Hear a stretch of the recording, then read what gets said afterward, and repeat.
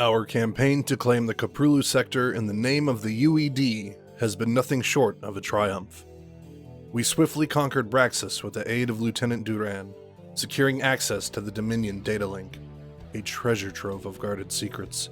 With it, we commandeered a fleet of Dominion battlecruisers at the Delirian shipyards.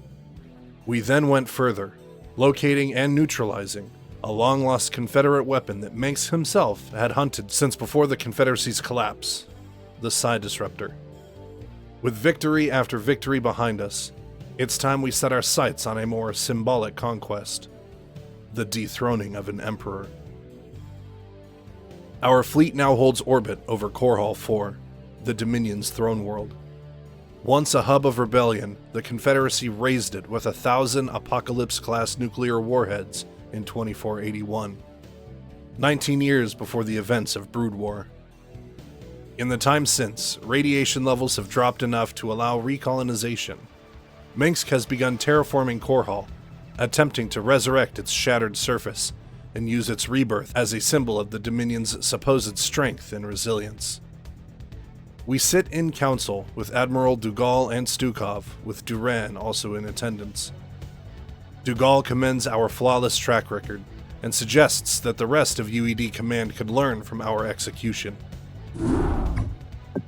Captain, once again, your leadership has set a fine example to the rest of my officers.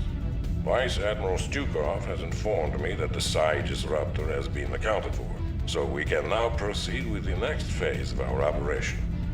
The time has come to begin our primary invasion of the Dominion throne world of Korhal. Alexei, fill the captain in on the current situation. Now, with the Psi Disruptor neutralized, it's time to bring the full might of the expeditionary fleet to Mengsk's doorstep. Stukov briefs us on Korhal's current conditions. While the radiation is no longer lethal, the planet remains a scorched desert, the scars of the nuclear holocaust still fresh beneath the sand. As you may know from your research, Captain, Korhal was a hotbed of anti-Confederate sentiment for years. The Confederacy hoped to contain Korhal's civil unrest by decimating it and its population with a massive nuclear barrage. Though the radiation levels on the planet are at an all-time low, its surface is now nothing more than a smoldering desert. The catch, Admiral, is that because this world has already been devastated by nuclear fire, Mengsk has no compunction against using nukes on us. We have detected a large cluster of missile silos on the outskirts of Augustgrad.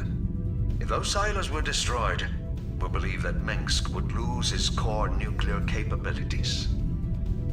Duran raises a stark point. If the Confederacy was willing to glass this world once before, Mengsk won't hesitate to do it again. Outside of Augustgrad, Korhal's capital, we've identified two critical facilities, a cluster of nuclear silos, and the physics labs that deploy Mengsk's personal fleet of Behemoth-class battlecruisers. We also face a different obstacle, Captain. Intelligence has informed us that Mengsk employs multiple battlecruisers for his planetary defense. It is possible to nullify these battlecruisers by taking out strategic physics labs. Without these labs, Mengsk will be unable to power up his ship's weapon systems. Though we've already stolen a sizable portion of his warfleet, Mengsk still commands formidable firepower. Targeting both facilities at once would give him time to mount a counteroffensive. Admiral Dugal leaves the choice in our hands. Neutralize the nukes, or dismantle the battlecruisers. Though we know how to compensate for Mengsk's defenses, we don't have enough time to follow through on them both. Therefore, Captain, you must choose to either counter his nuclear capabilities or his battlecruisers. Once you've taken care of this operation, we can begin to plan our final assault against Augustgrad. With faith in our judgment, he entrusts the siege of Augustgrad to us. We deploy in the heart of Korhal's desert, positioned squarely between the nuclear silos and the physics labs. No additional orders are issued, no hand-holding from above. This is our offensive to command. Our ComSat station is active from the start, and we use it to locate our chosen target, the nuclear silos. given the devastating potential of a single unchallenged ghost. Eliminating those silos is our priority. For the inevitable battlecruisers at Augustgrad, we place our faith in the versatility and range of our Goliaths. Surveying our surroundings, we note multiple entry points into our base. We can't afford to sink too many resources into static defense, so we focus instead on troop production and rely on light fortifications to hold the line. Dominion scouts waste no time probing our defenses, threatening our SCVs and stretching our limited forces thin. We deploy what troops we have, spread across the base's likely entrances. I read you. Transmit coordinate. Attack formation. I read you. Orders received. Roger that. Outstanding. A few bunkers and siege tanks should hold, for now. Base is under attack.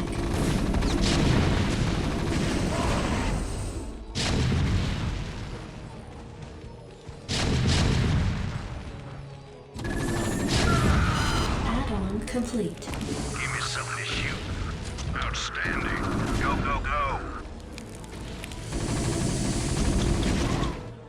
To extend our defensive capabilities, we equip our bunkers with ghosts enhanced by ocular implants.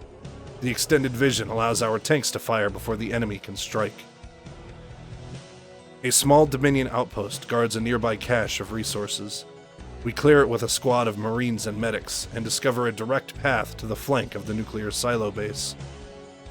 On my way. You want a Right piece of away. me, boy?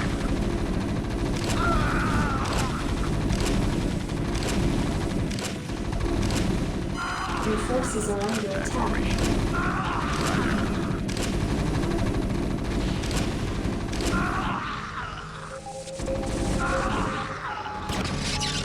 Base is under attack.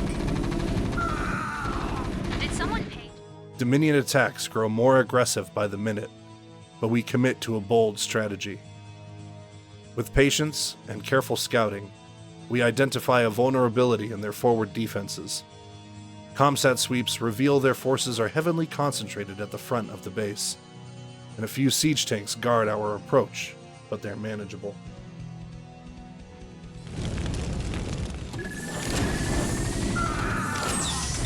Ghost report. Not enough energy. Base is under attack. Identify target. Orders, Captain. Right away, sir.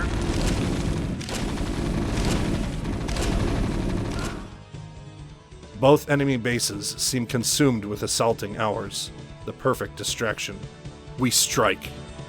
Our science vessel reveals the area, and our ghosts lock down the enemy siege tanks. Call the shot. Upgrade complete. Finally.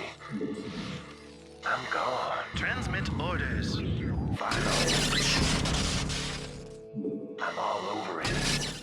Then, with cold precision, we drop a single nuke on their front line, vaporizing their infantry. The nature of your medical emergency.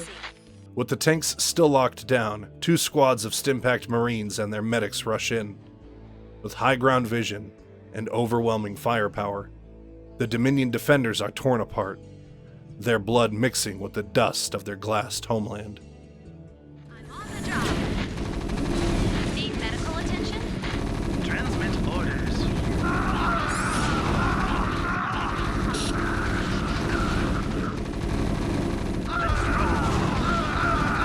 Base is under attack. On my way. Stat. Where does it hurt?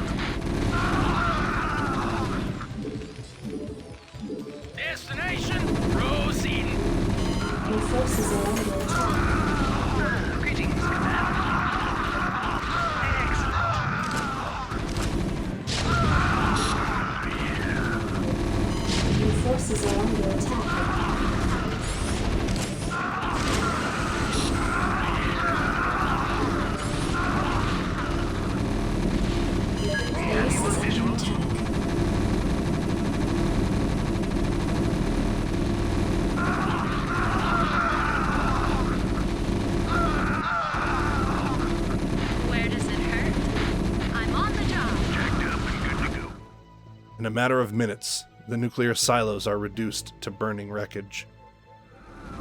Greetings, Command.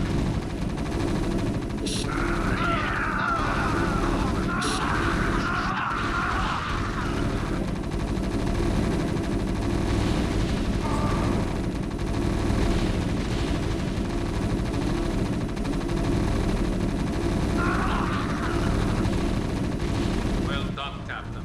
We won't need to worry about nukes when we siege Mengsk Pass. Stukov commends our decisive action. Now, only one threat remains: Mengsk's personal fleet. With our forces mobilized and morale high, we prepare to deliver the final blow and strip the self-proclaimed emperor of his throne. Serve the Directorate. Serve humanity. All other priorities are secondary to victory.